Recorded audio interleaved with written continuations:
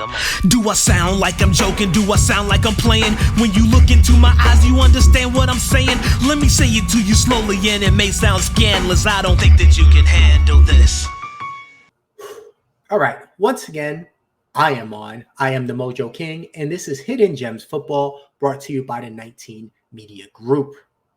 But unlike last time, my partner in crime, Mike Steph, will be making an appearance here. So all you Mike Steph fans, rejoice. All right, this episode, we're only talking about one particular game. That is the game in London that's going to happen at 9:30 Eastern time. So let's jump right into it. We have the 1-4 Jacksonville Jaguars playing the Chicago Bears, who are 3-2. Chicago is considered the home team in this game and are 1-point favorites, while the total is projected out to be 44.5 points. That means Vegas is telling us that Jacksonville will score 21 3/4, while the Bears score 22 3/4. As far as injuries go, Jacksonville has two on offense that are a concern. Gabe Davis has a knee injury. Evan Ingram has a hamstring injury and has been out since week 1. Both of them are game time decisions. I'm sure Jacksonville would love to get Ingram back finally.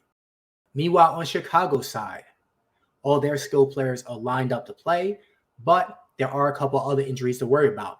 Offensive lineman Tevin Jenkins has an ankle injury. He did not practice Friday, so is looking a little bit more than questionable. Meanwhile, cornerback Tyreek Stevenson had a calf injury. He was put on the injury reports Thursday, and getting a late week injury is never good, so he's also questionable. Meanwhile, the one sure thing, safety Jaquan Brister is out. He's in concussion protocol. Let's head to the aforementioned Mike Steph and see what he has to say about this game. What up, people? Y'all thought y'all was going to see me? Of course y'all going to see me. Now, I'm not going to lie. Tell you the truth. Y'all was going to see me. I was fully intent on taking this week off. It was supposed to be a solo mission, as you saw in part 1 of HGF week 6. But due to some breaking news that happened on my vacation, I had to find some type of way, give my 2 cents on the situation, and while I'm at it, I might as well give some picks on the remaining games. So first things first, the Sunday morning matchup in London featuring the Chicago Bears, who are a 2-point favorite over the home Jacksonville Jaguars. The over-under on this game is 45 points. Well, when it comes to Jacksonville finally got their first victory of the season last week against the Indianapolis Colts in a barn burner of a matchup. They won 37-34 for their first victory. You know, you had Trevor Lawrence, who, you know, he did his thing, kind of like he led them to the game-winning score or what have you. But listen, I've said this on previous seasons. I've said this on previous episodes, and I will continue this season and say it this episode. This is more than a home field advantage because they're used to these overseas games. They're used to these 9:30 kickoff games. It's almost like they're home away from home, Tottenham Stadium. Makes you wonder, is this going to be the way? Is this going to be the time that Jacksonville will be able to get some traction and try to dig themselves out of that 0-4 hole that they dug themselves? Now, on the other hand, the Chicago Bears, they have a 2-game winning streak. They're riding momentum, and Caleb Williams, dare I say, is looking halfway decent. Now he has 5 touchdowns for 4 interceptions, and the last 2 games, he's led the Bears to 24 points against the Rams, who are actually kind of garbage, and a 36-point explosion against the also garbage Carolina Panthers.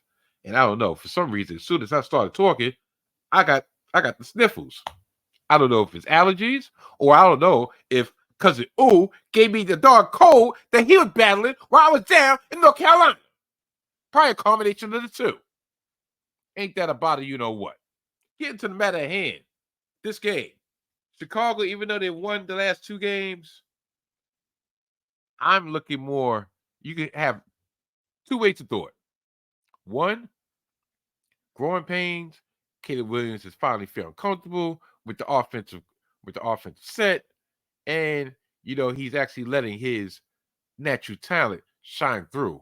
Or you can look at it the other way, is which 2 games they won was against the Tomato Can and the Carolina Panthers and a depleted Los Angeles Rams team. For a combination of reasons, I'm going to choose, as much as I hate to say this, Jacksonville plus 2.5 in the over-under. I will go over. The reason I'm picking Jacksonville is due to like I said, the home field advantage. This is going to be the first time for Caleb Williams doing this trek. And this is a different animal. And even though he's played well, it just hits different. So once again, my pick for this game would be Jacksonville. And the over-under, I'm going over. Thank you, Mike Steph. For me, some quick notes on this game. Trevor Lawrence looked a bit like his old self last week, going 28 for 34, 371 yards, which was a career high, and 2 touchdowns. A key to this is rookie Brian Thomas Jr. He's someone to look out for. If Jacksonville is going to do well, he probably will be a main component. Why? But as good as the offense looked last week, that was the first time they scored over 20 points, scoring 17, 13, 10, and 20 in those 4 games before breaking out for 34 last week against the Colts. Last note about Jacksonville, their defense is not good against the pass. They've given up on average 287.8 yards per game, which is absolute last in the NFL. Meanwhile, Chicago has won their last 2, and Caleb Williams has looked particularly strong in his last couple of games.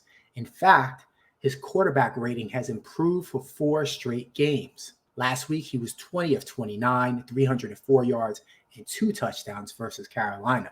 Speaking of somebody who seemed to figure it out the last 2 games, DeAndre Swift only had 68 total rushing yards his first 3 games, but now the last 2, he's averaged 83 yards per game. And maybe the biggest difference between these teams, Chicago's defense is actually good. Teams against them have averaged less than 19 points per game. One final note, oddly, even though each team has only played 5 games, they've had 2 common opponents. That be the Texans and the Colts. The Jags have gotten the only win. That was last week versus the Colts. In my mind, this game is pretty evenly matched because you have to think that Jacksonville, as Mike Steph pointed out, has the advantage in London, but Chicago clearly has the better defense. So the biggest question for me becomes, have either or both of these quarterbacks finally made it past their early struggles and are starting to figure it out? I'm really not convinced that either have, but if I was going to pick one, I would like Caleb's chances a little bit better this week, because I'd much rather face Jacksonville's defense than Chicago's. And for that reason, I am going with Chicago minus the 1 point. But what I think I like better is going under the 44.5 points. As I keep pointing out, I think Chicago should hold Jacksonville down. Meanwhile, the time shift, the jet lag, all of that should be able to bottle up Chicago a little bit. And since I'm not convinced that either quarterback has truly broken through, I'm feeling pretty comfortable going under in this game in London. All right, there you have it. 2 contrasting views. One of us will be right, the other will be wrong. The only thing I know for sure is that the chicken is always here with us. Take care. This is a 19 Media Group presentation.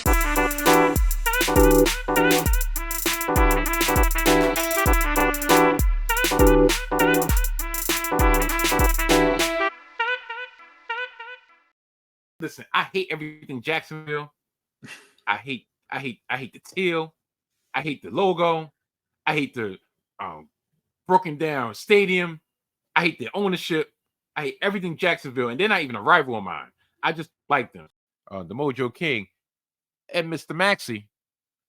Yes, little big man himself. They did a wonderful job on part 1. And tell you the truth, I think I might be a little bit threatened because shoot, they look like more of a competent couple than yours truly. Because when they came to Survivor picks last week, I like the MJQ said a couple weeks ago. For those who don't know it, I'm talking about the Mojo Queen. Said we sucked, and last week I said no, that guy sucked. Well, guess what?